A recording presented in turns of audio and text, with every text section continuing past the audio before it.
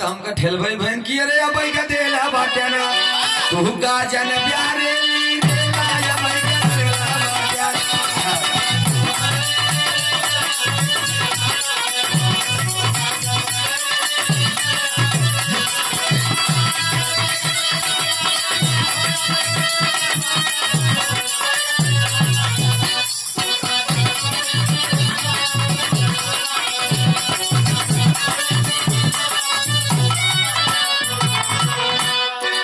लेकिन एक डुप्लीकेट में गावत रहे का गावे अरे अब भतरासी बाटियों कहा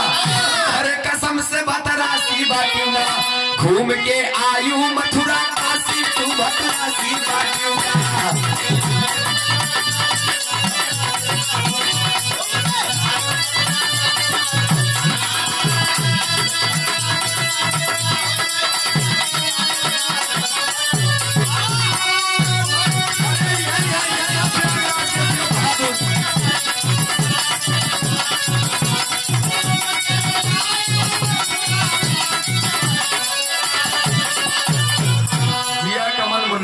लेकिन देखा एक लाइन सूरज यादव गावा थी कैसे गाई ना हम हरे राम मोर भौजाई लागेलो देखा ही तो हम स्पेशल तोरे बदे गा देती गाई तो ना लेकिन जब गदेला बताई दे तो के जनवाऊ जरूरी बा कि हम देवर भाई जवान हो गए लड़का समझ के सटिया मत हाँ कहेगा अरे राम मोर भौजाई लागेलू अरे मोर भौजाई लागेलू सटबू जईबू तू ठंडाई मोर भौजाई लागेलू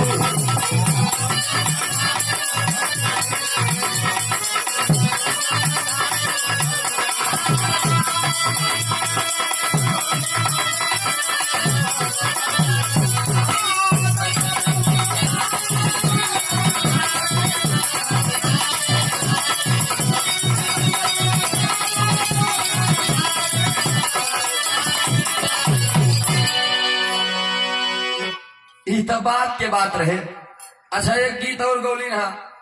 जब हम गए कि तुम तो धोखेबाज हो वादा करके भूल जाती हो तो बड़ी बढ़िया बतौलिन है कि मोहब्बत ये हकीकत है कि तुम मेरी मोहब्बत। बहुत सुंदर गीत गाई लेकिन हम एक लाइन गाई लगा। अब देखा ये या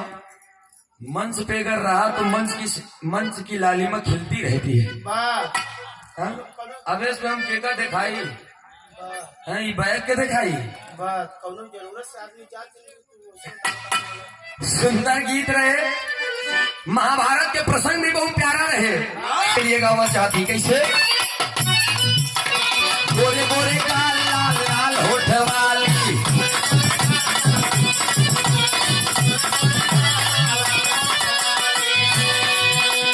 केहू के साली केहू के घर वाली